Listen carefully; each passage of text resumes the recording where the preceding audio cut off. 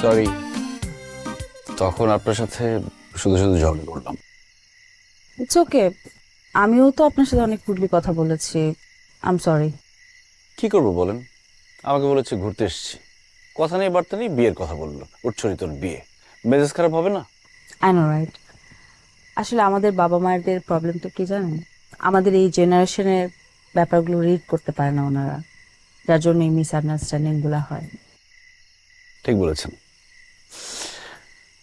আচ্ছা, বিয়ে করতে হলে কি দুজন মানুষকে একই রকম হতে হবে? আমি তো শুনেছি দুজন মানুষ দুই রকম হলে সংসার বেশি সুখের হয়।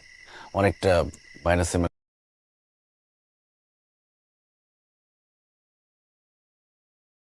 মাইনাসে প্লাসের মতো। একই রকম হওয়াটা জরুরি না, তবে একে অন্যের পরিপূরক হওয়াটা জরুরি। আমার মনে হয় কি,